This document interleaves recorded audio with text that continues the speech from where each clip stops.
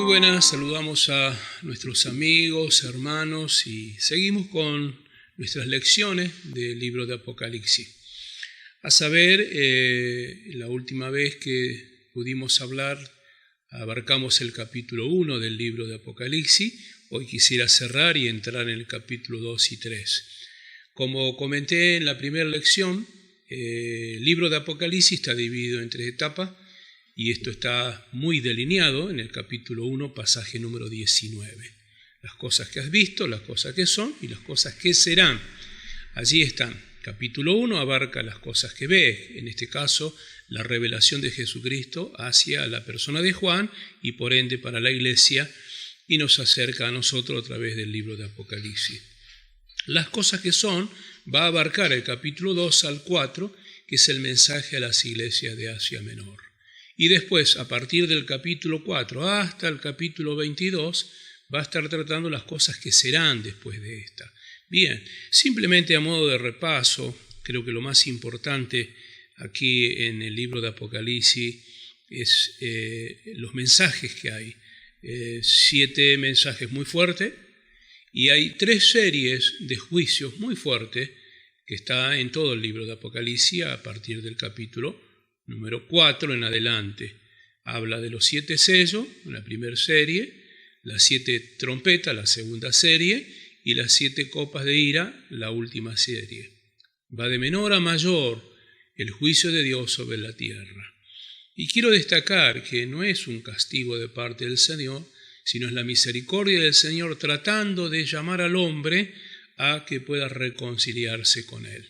Lamentablemente, en el transcurso de nuestro estudio en el libro vamos a descubrir la dureza del ser humano. Por otro lado, quiero comentar que allí en este libro, que es lo que más me agrada a mí, es y espero que a usted también, es la exaltación de la persona de Jesucristo, ¿no? Capítulo 1, pasaje 1 al 20, como para cerrar y entrar al capítulo 2. El apóstol comienza a mencionar todo lo que es la persona de Jesús. En todo el libro él va a exaltar la persona de Jesús. Por ende, Él es el creador, el dueño de su iglesia y el que lavó nuestras vidas con su preciosa sangre. Usted se va a encontrar en el ministerio como profeta que tiene el Señor, también el testigo fiel, el primogénito. Se va a encontrar en este capítulo 1, desde el pasaje 1 al 20 prácticamente, lo va a encontrar a Jesús en su ministerio sacerdotal, va a ver lo que viene como Rey en gloria, no ya el Jesús humilde de Nazaret, no el humano, sino como Rey de gloria, se está exponiendo y mostrando delante de Juan y delante de la iglesia. También como Rey, como Dios eterno y todopoderoso. Por el otro lado, algo que nos maravilla y nos alegra es Jesús andando en medio del candelero. Cuando habla del candelero está hablando de la iglesia, según nos dice capítulo 1, y cuando habla de los ángeles está hablando de los pastores. En este caso, Él tiene en sus manos a los ángeles o a los pastores. Esto está en el versículo número 16. Y por el otro lado, como para cerrar el capítulo 1, venció la muerte. Esto es muy importante para nosotros y recuperó la autoridad. Esto lo vamos a ver literalmente en el capítulo 5 de este libro de Apocalipsis. Bien, vamos a comenzar a hablar desde el capítulo 2 y 3 de las 7 iglesias de Asia Menor. La primera de ellas es la iglesia llamada Éfeso. Tiene un sinónimo o una característica. Se la conoce a la iglesia de Éfeso como la iglesia reincidente, la iglesia que tenía características, a lo menos 4 características importantes, que usted lo va a poder encontrar en el capítulo, de ver en casa, estúdiele, porque si leemos el libro y aparte enseñamos, no nos van a dar los tiempos. Hacían buenas obras y trabajaban arduamente, era una de sus características, era una iglesia activa y hacía buenas obras, ayudaba a la gente, era hospitalaria, bendecía a las personas. Por el otro lado, tenía una buena doctrina, una sana doctrina, estaba parado en la palabra y no dejaba nada que no sea acorde a la sana doctrina. La tercera característica que tenía era que era una iglesia que era fuerte, tenía fortaleza, sabía sobrellevar muchísimas situaciones, muchísimos inconvenientes.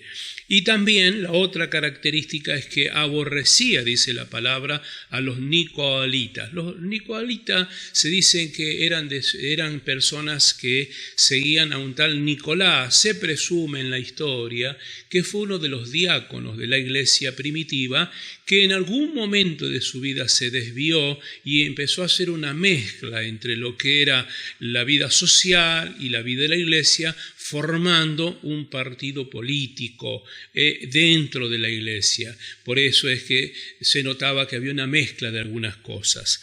Entonces, cuando empezamos a hablar de ella, queda en claro que cuando usted lee lo que el Señor habla a la iglesia de Éfeso, Él gobierna su iglesia. El que está en medio, dice, el que se mueve en medio de los candeleros, en este caso la iglesia. Jesús reconoce el arduo trabajo de la gente, pero había un gran problema en la iglesia, por eso se la conoce como la iglesia reincidente. Éfeso tenía un problema. ¿Cuál era el problema que tenía Éfeso? Que había perdido su primer amor. Y esto es lo que el Señor le dice: arrepiéntete de donde has caído y haz tus primeras obras. El apóstol Pablo habla a la iglesia de Corintios. En 1 Corintios capítulo 13, él va a estar hablando en el capítulo 12, capítulo 13 y capítulo 14, cosas muy importantes para la iglesia que tiene que ver con los dones, tanto que le apasiona a la gente, la capacidad, el poder, señales, milagros, sanidades, pero en medio de este capítulo 12 y 14 que Pablo trata de explicar la regulación de los dones, mete en el medio de esas dos cosas tremendas para la iglesia, preeminencias al amor. ¿Qué dice el apóstol Pablo en 1 Corintios capítulo 13? Si yo hablase en lengua angelical, si yo presentara mi cuerpo a ser quemado y tantas cosas, si no tiene amor, de nada sirve. Entonces, lo mismo le estaba pasando a la iglesia de Éfeso. Había perdido su primer amor. Lo que hacía, lo hacía sencillamente por una cuestión de deseo de seguir adelante y perseverancia y fortaleza. Y la verdad que dice el apóstol Pablo allí a los Corintios: si no tengo amor, de nada sirve lo que puedo llegar a ser, ¿no? La fundación de la iglesia de Éfeso fue, como usted sabrá, a partir del año 33 después de Cristo. ¿Hasta dónde fue esta iglesia? Hasta el año 100 después de Cristo. Se presume que tanto el apóstol Juan, que mínimamente se conoce de él, de hecho esta escritura lo habrá hecho en el año 95 después de Cristo, y después siguieron algunos de sus discípulos, calculamos que la iglesia de Éfeso tuvo su existencia hasta el año 100 después de Cristo.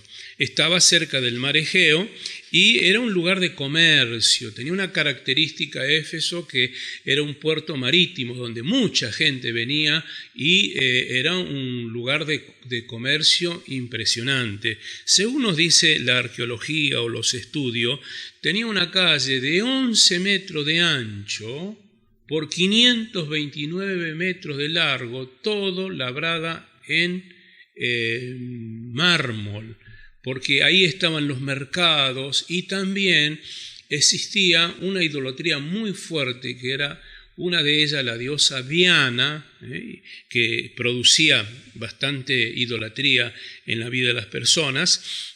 Y más o menos el cálculo es que tenía cerca de 200.000 habitantes. Y bueno, creo que es importante recordar que la iglesia de Éfeso era pujante. Era una iglesia con una capacidad interesante, pero la reprimenda de parte del Señor, ¿no? Sabe que una de las cosas que el Señor le habla a la iglesia como consejo, dice que volviera a su viejo amor, a su primer amor. Arrepiéntete de donde has caído y haz tus primeras obras. A modo de reflexión, antes de seguir con la segunda iglesia, es importante que entendamos que la vida cristiana muchas veces es sometida a muchas crisis, a muchos problemas, y también a defraudaciones, ¿por qué no? Quizás hasta los mismos hombres provocamos en la vida de la persona defraudación, desilusión, y hace muchas personas que pierdan su primer amor hacia la vida del Señor o de la iglesia. Bueno, sería una buena oportunidad en este tiempo, viendo que Cristo se acerca pronto, a recuperar su primer amor. La segunda iglesia, la cual vamos a estar viendo en el día de hoy, es la iglesia de Esmirna. La iglesia de Esmirna se la conoce como iglesia sufriente, iglesia perseguida. Un detalle, es un sinónimo de mirra. La mirra era un perfume de muy alto costo, pero para poder obtener ese perfume había que someter a la planta a un sufrimiento para poder sacar y extraer lo que producía luego el perfume, ¿no? Y es la ilustración que tiene de la iglesia de Esmirna. Fue muy perseguida. ¿Dónde está la iglesia de Esmirna? Hoy están como museo, lo que quedó de esa ciudad abandonada hoy ya está en Turquía. Esmir es una de las ciudades donde se encuentra Esmirna. Es un lugar donde quedó destruido, pero sirve como paseo para la gente. Según se dice, la historia nos cuenta, uno de los discípulos de Juan, Policarpo, un anciano de más de 84 años, sirvió a Dios con toda su fuerza.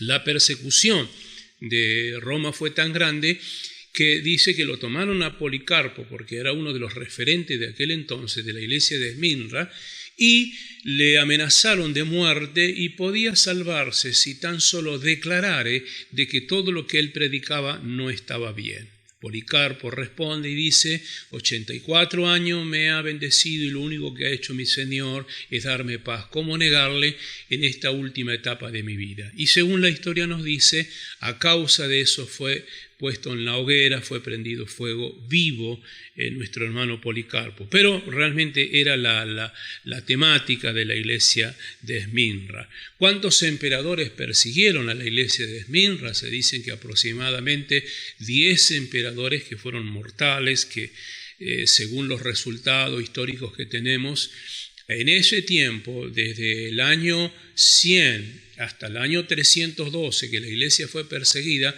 se calcula que murieron cerca de 5 millones de cristianos. Y realmente algo muy terrible, esto se relata en el libro de Hebreos, capítulo 11. Generaciones enteras nos cuenta, y lo han descubierto los arqueólogos, que los cristianos vivían en catacumbas. Y de hecho hay videos, hay fotos de lugares donde debajo de las mismas cuevas estaban sepultados como una especie de nicho los cristianos, porque ni siquiera se les permitía darle una sepultura correcta. De hecho, ninguno tenía trabajo, ninguno podía estar ante la sociedad, porque no veneraban al César, tenían persecuciones de los judíos que tenían odio hacia los cristianos, perseguido de judíos romanos y perseguido también por la misma Roma. Así que esta iglesia de Esmirna sufrió muchísimo. Bueno, realmente hay un saludo de parte del Señor al cual le dice que el Señor les iba a dar la vida eterna a cada uno de ellos. Interesante. Pero cada una de las iglesias tiene una llamada de atención de parte del Señor. La iglesia de Esmirna no. La iglesia de Esmirna era una iglesia pura, sin vicio, sin ningún tipo de crisis, como en el caso de Éfeso, una iglesia que padeció la pérdida del primer amor, ¿no? Bien, la tercera iglesia, para ir adelantando, es la iglesia de Pérgamo. Esta iglesia de Pérgamo, que va a fusionar o a andar, es a partir del año 300 aproximadamente. Yo quiero decirle que Juan está teniendo una visión de todo esto y está declarando lo que el Señor le muestra. Y esta iglesia Pérgamo viene del griego pergamún, ¿no? Que tiene el sentido de fortaleza o fuerte casada, y se la denomina en la parte teológica como la iglesia casada con el Estado. ¿Por qué? Porque Constantino, cuando tuvo la gran guerra, dice la historia que él vio en el cielo la imagen de una cruz y una palabra que le dijo: por esta cruz vencerás. Y él tomó rápidamente este concepto de que si yo venciere y prevaleciere contra mi enemigo, tomaré la cruz como emblema de mi imperio. Y justamente ganó la batalla Constantino. Y entonces, ¿qué pasó? Recordó que la cruz la llevaban los cristianos, los denominados cristianos perseguidos. Así que de la noche a la mañana, los perseguidos, los que sufrieron tanto, pasan a ser funcionarios, y ahí es donde la iglesia prácticamente entra en una etapa lamentablemente, en una etapa de tibieza, de mezcla, y bueno, por ahí estamos hablando de que Pérgamo tenía una característica. Se dice que la iglesia tenía más de 200 pergaminos, ¿no?, escritos a mano, tenía una gran biblioteca, tenía capacidad, pero ahí hay algo que el Señor va a mencionar, ¿no? Él le dice que justamente estaba sentado en el trono de Satanás. Y hay una característica buena para la iglesia, a pesar de esa mezcla, pudo subsistir, ¿no?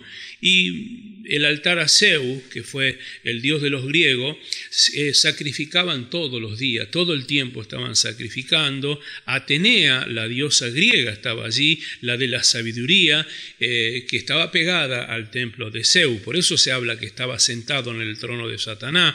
Dionisio, el dios del vino y del sexo, donde venían las personas a hacer orgías, a practicar sexo con las prostitutas, que era la práctica de esa religión. Esculapio fue el dios griego de la medicina y de la salud. Allí nace lo que usted ve en la farmacia, un palo con una serpiente enroscada. Desde Dionisio viene esto. ¿De dónde lo extrajeron? Del libro de Éxodo y el libro Número, cuando las serpientes habían mordido al pueblo de Dios a causa de la murmuración. El Señor le dijo a Moisés que hiciera una serpiente y que todo el que mirara esa serpiente de bronce no moriría a causa de la mordedura de la serpiente ardiente. Esto era un símbolo de la cruz de Jesucristo, era un símbolo de la salvación que el Señor haría para con nosotros. Obviamente lo tomaron para la idolatría, ¿no? Y otro de los dioses que estaba allí era el dios César, el que no adoraba al César, el que no veneraba al César, como en este caso la iglesia de Esmirna, la anterior, tenía serios problemas. Así que pensando en la iglesia de Pérgamo, es la iglesia que perdió su esencia y comenzó a tener una etapa de vivir casi pegado a los conceptos del Estado. Hago un pequeño paréntesis. Yo creo profundamente que el pueblo de Dios tiene que participar en alguna medida para ayudar a las políticas del Estado, y ¿por qué no? Algunos buenos hermanos íntegros y con una capacidad espiritual pudieran ayudar a la política de la nación, pero creo fehacientemente que el pastor, que la iglesia, no puede perder su objetivo como iglesia. No se puede casar en el Estado, tiene que ayudar al Estado, tiene que bendecir al Estado, pero no puede manejar política de Estado y mezclarla con la iglesia de Jesucristo, que es lo que pasó a partir del año 312, cuando la iglesia de Pérgamo se casa con el Estado y los resultados están a la vista. Así que oramos, bendecimos nuestras naciones, oramos por los hombres que están llevando adelante políticas que ayudan para evitar algunos decretos que puedan traer muerte o que puedan privar al evangelio libre. Estamos de acuerdo con eso, pero no puede el pastor o la iglesia perder su lineamiento y su foco, y no podemos mezclar las aguas. Tercera iglesia de la cual estamos hablando en este capítulo 2 y capítulo número 3, la iglesia de Tiatira. A esta se la conoce como la iglesia que no se cansa de sacrificar. Esta iglesia tiene una particularidad donde empezamos a ver que ocultaba algunas cosas, hacía cosas que no era de acuerdo a la voluntad del Señor. Otra vez, cuando la mezcla de algunas cosas comienza a meterse, y no voy a tener un espíritu de crítica, mucho menos hablar de mis consiervos, pero quiero que abra sus ojos y vea en este tiempo que muchos pseudos llamados hombres de Dios o iglesia están mezclando lo fetichero, la brujería con las cosas de Dios. Así que quiero pedirle en este tiempo que pueda reflexionar. Le estaba diciendo, no debemos como iglesia entrar en esta mezcla, ¿no? Esta iglesia de Tiatira va desde el 590, porque la iglesia de Pérgamo va desde el 312 hasta el 512 después de Cristo. Después, desde el 590 al 1517 va a ir la iglesia de Tiatira, ¿no? Entonces la iglesia de Tiatira se la reconoce porque fue fructífera en obras de amor, pero era muy tolerante, ahí dice la Biblia, a una mujer llamada Jezabel. Cuando uno menciona a Jezabel, recuerda que era la esposa de Acab, Antiguo Testamento. ¿Qué es lo que hace Jezabel?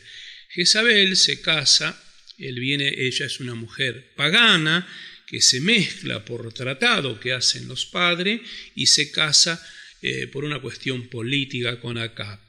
Acab no era muy buen rey, por el contrario, fue un rey terrorífico y muy idólatra, pero Jezabel fue la mujer que infiltró y trajo a Israel la prostitución en cuanto a la idolatría y también a la sexualidad.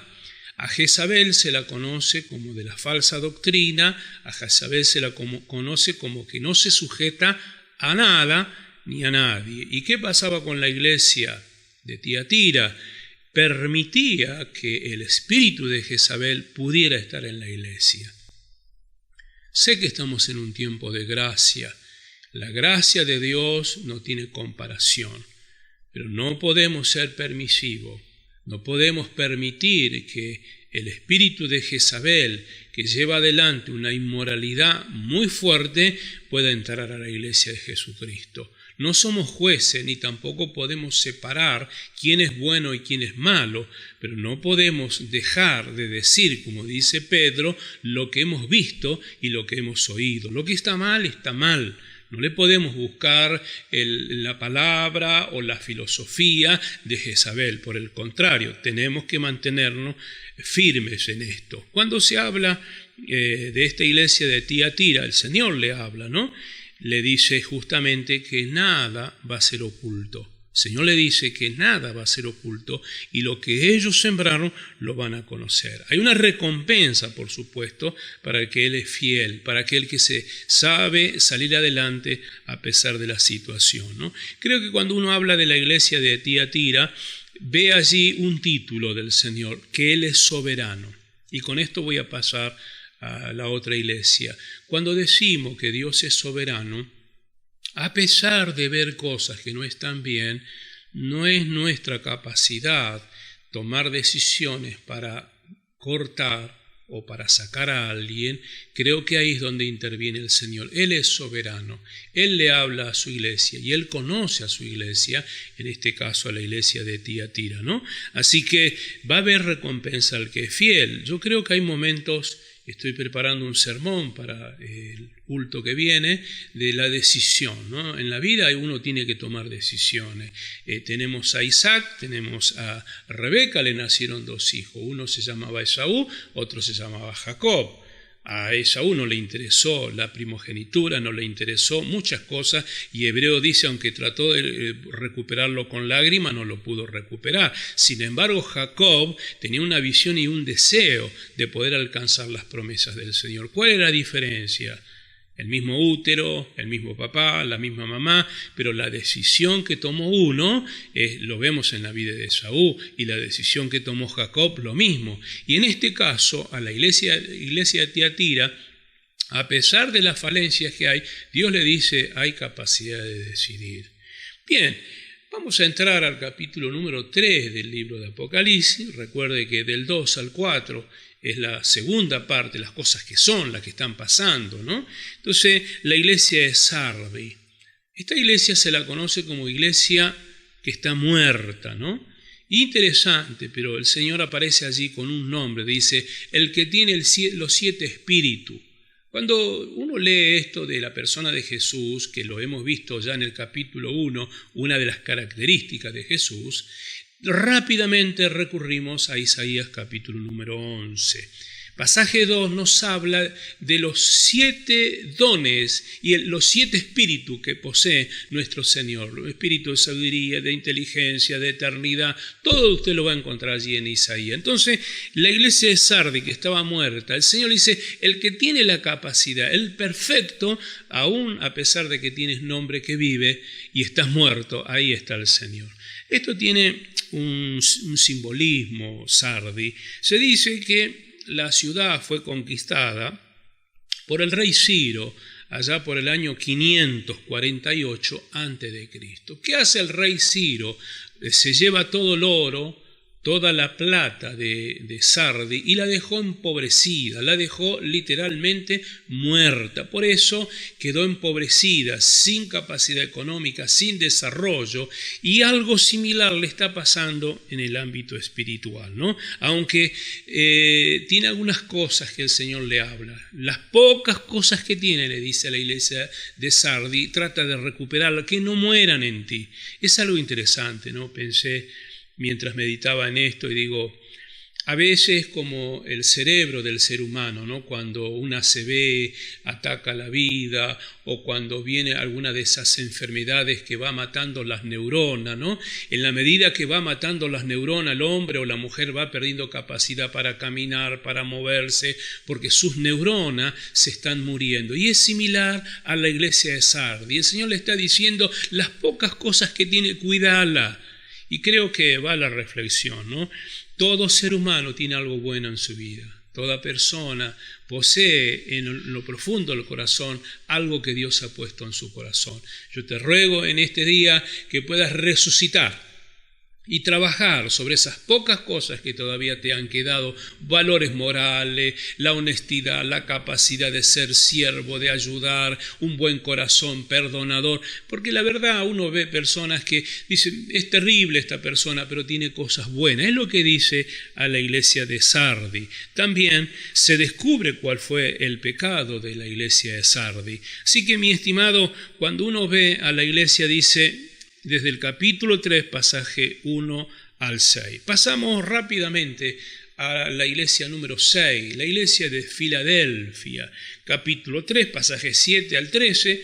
La iglesia de Filadelfia se la conoce como la iglesia misionera y también la ciudad de amor fraterno, una iglesia hermosa, iglesia misionera. Es una iglesia que tiene algo auténtico de parte del Señor, y a pesar de que es sufrida y a pesar de que tiene situaciones de muchas crisis, es una iglesia con una visión tremenda de parte del Señor. Hay algo que quiero destacar, ¿no? El que abrió la iglesia, ¿no? Porque el que tiene las llaves, le dice el Señor, las llaves de David es el Señor.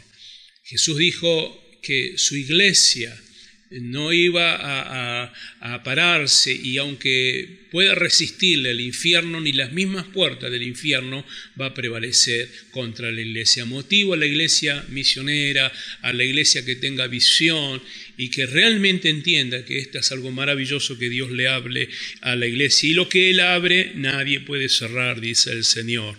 Y por el otro lado, para pasar rápidamente a la séptima y última iglesia, la iglesia de Filadelfia, al ser fiel para con Dios, dice el texto bíblico, capítulo 3, pasaje número 10, por cuanto has guardado la paciencia de mi palabra, yo también te guardaré en la hora que vendrá sobre la tierra. ¿Qué significa? Significa que la iglesia que está guardando la palabra va a ser guardada en el tiempo de la tribulación. Ese texto bíblico a nosotros nos sirve para confirmar nuestra teología de que la iglesia no va a pasar la tribulación, sino que va a ser raptada antes de que comience los 7 años de tribulación. Iglesia de la Odisea es conocida como la iglesia apóstata. Esta iglesia está situada a 160 kilómetros de Éfeso, ¿no? Una ciudad conocida por su comercio. Allí había mucha textilería, de túnicas y movimiento de dinero, había bancos. La historia nos dice que hubo un gran terremoto y que la iglesia o la ciudad de Laodicea no necesitó ayuda de César porque los ricos de aquel lugar tenían mucho dinero. Había un canal que venía aguas termales. Desde más o menos 9 kilómetros desde la ciudad, esas aguas termales eran traídas por canales. Ahora, ¿qué pasaba? En la medida que el agua venía bien caliente en el transcurso de esos 9 kilómetros, se iban entibiando. Por eso el simbolismo que el Señor le da a la iglesia, por cuanto no eres frío ni eres caliente. Bueno, es la característica de una iglesia donde es apóstata, va mezclando las cosas de la vida con la vida cristiana. Entonces eran fríos. ¿En qué sentido? Conocían a Jesús, pero participaban en algunas reuniones, tenían cierta alegría por la iglesia, tenía simpatía por la iglesia, como mucha gente hoy que tienen simpatía, vienen a algún culto especial, lo trae la esposa, algún encuentro, alguna actividad emocionalmente le agrada, pero no tiene compromiso, tibio. Y dice el Señor, por cuanto no eres frío ni caliente, te vomitaré de mi boca. Entonces, ¿qué hace el Señor? Ellos lamentablemente tenían confianza en sí mismos. No se daban cuenta de cómo estaban viviendo. Y por el otro lado, el Señor los invitaba a arrepentirse. Estimado, vamos a dejar ya hasta aquí. Terminamos con las 7 iglesias de Asia Menor y lo que es la segunda parte del libro de Apocalipsis. Amado Padre, bendecimos en este tiempo a la congregación, a la gente que puede ver y oír este video, que realmente les sea de bendición. Por siempre en tu nombre, Jesús. Amén. La paz de Cristo sobre sus vidas.